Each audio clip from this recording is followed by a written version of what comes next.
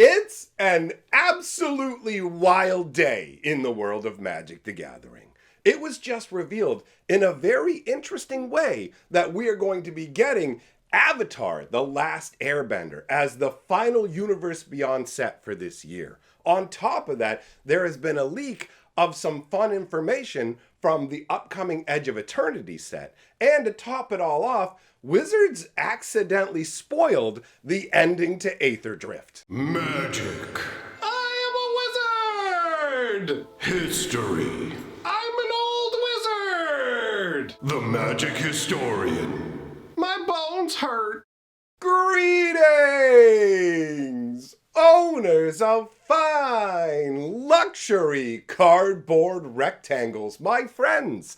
I hope the day finds you well because we have gathered for another fat and juicy installment of Mega Magic News. First installment of the year. Hope you guys had a fantastic holiday season. So, we've got some big ticket items to discuss today. Before we do that, just want to let you know that if you like old school Magic the Gathering, tonight I will be doing a Stump Hatcher stream where we're going to go hardcore in depth with the old Fallen Empire set from the mid-90s. So I'll leave a link to that down in the comment section and at the end of the video for you. Now, let's dive in to the news, starting out with obviously the biggest news. Avatar: The Last Airbender is going to be the final big Universe Beyond set of the year. So, there have been rumblings, people kind of surmising perhaps it might be something along the lines of Avatar, because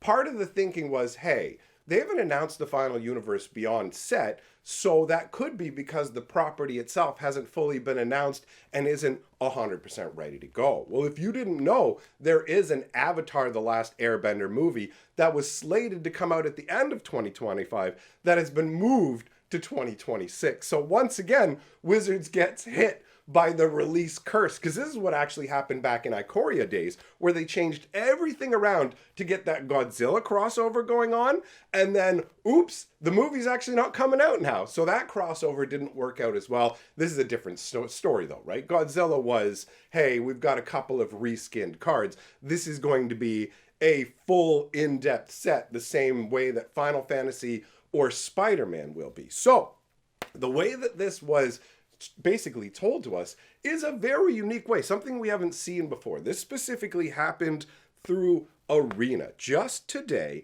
okay, I guess you need to understand if you don't know how Arena works. They have daily sales every day. Sometimes it's booster packs, sometimes it's other items. Most of the time, it's just styles, which are graphical upgrades that make your cards go like this while you're playing Magic. Oh, look at me, I'm a shifty guy. So most days when the sales are going on, they're parallax styles. So they're all just those styles, and they will have some kind of theme to tie them together. Well, since the beginning of this year, every single instance of Arena styles being sold have tied in to sets that are coming out. So we already had a day that was dedicated to Aetherdrift, Tarkir, Final Fantasy, Edge of Eternities, and Spider-Man. And lo and behold, today, all of a sudden, all the cards are based around bending, all right? Now, they haven't come out and directly announced the full-on, hey, this is what we're doing, but this is absolutely what's going on. When it comes to setting these things up, they're programmed in advance. And the Arena team just came back to work today. Wizards of the Coast just got back to work today. So there was no time to really go in there and change what the styles were going to be and go, oh, you know what? That might kind of tip our hat. But ultimately, there has already been rumblings in the community about Avatar as a possibility, and from some sources that are more reliable, I had already been given hints along those lines. So this to me is pretty much absolutely guaranteed to be the Universe Beyond set that we get at the end of the year. And the movie that it's based on is the original Airbender, right? So that's the old Aang or Ong, if you've seen the old movie. Did you guys see the actual live action Airbender movie? Because for me, I really liked the original Airbender cartoon to the point where I actually trained my dog. Yip, yip. That's what Buddy would say to make his gigantic flying like air buffalo fly around, right? So it might be called something slightly different. Either way, that's what he said to make it go. And that's what I said to let my dog know, yo, we're going out. That's how much I enjoyed the original Avatar series. So them basing an actual Magic set on this, I mean, let's be real. Obviously, I've said many, many times that I prefer Magic the Gathering to be actual Magic the Gathering IPs. But with that out of the way, I will fully say that I genuinely love Avatar. And ever since I saw the Parallax style announcement this morning, I went, oh, my mind has been reeling with all the different possibilities, right? Because the benders are essentially elemental masters, right? You've got earthbenders, firebenders, waterbenders, and obviously the parallels between the colors are pretty easy to determine for particular tribes. Are you a firebender? Guess what? You're playing red. Are you a waterbender? Blue, real easy. Earthbender? Then you go green, most likely, right? Then it gets a little trickier because there's the 4 elements. There's the airbender, right? So what's air going to be aligned with? Is that going to be the white alignment? Now, I may be being a little too simplistic with this, going each color gets its own type of bending, but it does leave the very interesting question of what will black's bending ability be if those other 4 are the way that I've just laid out, right? So they did do other not airbender, I should say. They did do other avatar properties that involved new types of benders, including one which is a blood bender. You can basically mess with, like, I guess it's an extension of water bending maybe, but you can mess with people's actual blood inside their body. So to me, that is what most likely would end up being black's type of bending if they're giving each color its own kind of bending, or are we just going to get each character kind of shoved into whatever feels right? I don't 100% know with the Universe Beyond sets, because we haven't had enough full-sized Universe Beyond sets. It's difficult to know whether Wizards of the Coast is going to try and give them all their own particular identities for colors and whether that will matter as much when it comes to the overall design of the set. But I have to admit that I am genuinely interested to see what they're going to do. The same way that with the Final Fantasy set that's coming, I'm really curious to see some of the cards. When I saw Kefka poisoning the water outside of Doma, I went, man, as much as I don't want Magic the Gathering to do this sort of thing with their full sets, these are some cool cards. So I'm hoping that the Avatar set is going to tickle that same little itch. Well, you don't tickle an itch. That doesn't make sense. Scratch that itch. That makes way more. Don't tickle my itch, bro. That's just going to make it worse, probably. So anyways, I'm hoping that it's going to be a really funky set. Obviously, the Avatar, The Last Airbender, will be some crazy mythic, I assume. Maybe we'll get different iterations of him and other airbenders, right? Because when the story starts originally, you have him as the last airbender. His entire tribe has been wiped out. And on top of that, he's also the Avatar, who is the living embodiment of all the elements together. So the show has really cool moments where normally he's just this little kid trying to explore the world, figure things out, make friends, live his life. But then every once in a while, the Avatar powers manifest when he's under extreme duress. And then boom, entire fleets, boom, get wiped out. Some of the stuff they do in Avatar is so cool. At one point, they slay the spirit of the moon. I mean, that was epic. They did it in the live action movie. Don't watch it. I went and saw that in the theater with I paid extra for the 3D. The 3D was just like a water bubble that kind of came out of the screen once, went whoop, and that was it. I felt so ripped off. And every character had the wrong name. The acting was terrible. That Avatar movie was a blight on society. So I'm very glad to see that we're going to be getting a new Avatar movie, and this Magic property based on it could actually be pretty cool.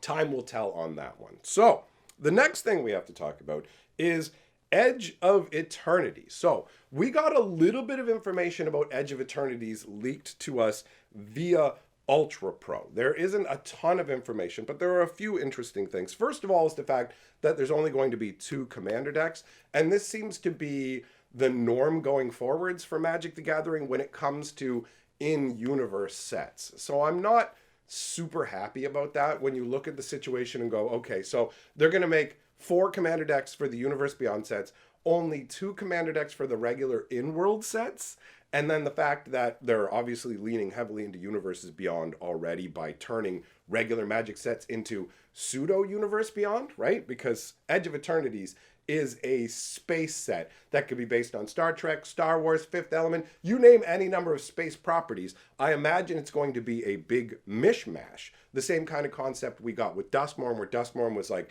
everybody's horror all tossed into a bucket and sludged around with some Ghostbusters poured in. I expect Edge of Eternities to be the same kind of thing. Aetherdrift is a car set. Like, we have Tarkir coming and we haven't seen what it's going to be. I hope it's going to be traditional Magic, but the fact that they're continuing with this 2 commander decks per regular in-world Magic set makes me fear more that we're leaning more and more everwards into essentially Universes Beyond becoming the only thing in Magic the Gathering, and like actual IP sets of Magic Worlds will maybe get once a year, if at all. So that part is a little disheartening, right? But at the same time, I'm also glad to see that they're not cranking out as many commander decks, because we were dealing with a situation where Magic was endless commander all the time. So it's kind of a mixed bag, right? Next item on the list for Edge of Eternities is the Mythic Land cycle. So there is going to be special Mythic lands that go across all 5 colors. There'll be one for each individual color. We don't get these every set, but they tend to be exciting when we do. There'll obviously probably be some crazy, insane concept for space, right? Who knows? Maybe it'll be a spaceship. Maybe it'll be a space station. I don't know. I don't know what's really going to count as lands. Are they going to be individual planets? It's really strange to move into outer space with Magic the Gathering, because Magic, most Magic planes have 0 outer space around them at all, and there are a few planes that have a bit of outer space, like Dominaria does. But the Blind Eternities is not outer space. That is not it's not an equivalent. So you have the Blind Eternities, which surrounds all the planes. So it's going to be really weird to see how they execute particular things. But there will be a Mythic Land cycle. And on a very tiny note, apparently they're changing up how they're doing sleeves. So instead of sleeves coming in those little cardboard boxes that you keep your deck in, they're going to be switching over to plastic see-through boxes for you to store your cards with. Obviously, that's specifically in regards to Ultra Pro. This doesn't apply, let's say you're thinking about Dragon Shields or something like that. So that's not really an Edge of Eternity spoiler. That was just something interesting that I noted as well. So, a couple more things I want to talk about. One is Nicol Bolas's return. For those of you who are fans of Nicol Bolas, you can be prepared for his return if you weren't already, right? The fact that they put him into his own little meditation realm and went, you're in a timeout and Ugin's gonna come here and sit on your chest so you don't leave, buddy, right? One of those. So you've got Nicol Bolas in there, but Mark Rosewater recently answered on his blogatog. Somebody said, hey, wait a minute, Nicol Bolas is in the meditation realm, and Omen Pass can go anywhere. So that makes me feel considerably less safe about Nicol Bolas not coming back and messing up the multiverse. And Rosewater said, it's right for you to not feel safe because anything can happen. So Nicol Bolas basically is getting closer to coming back. And that actually ties into the last thing I want to talk about,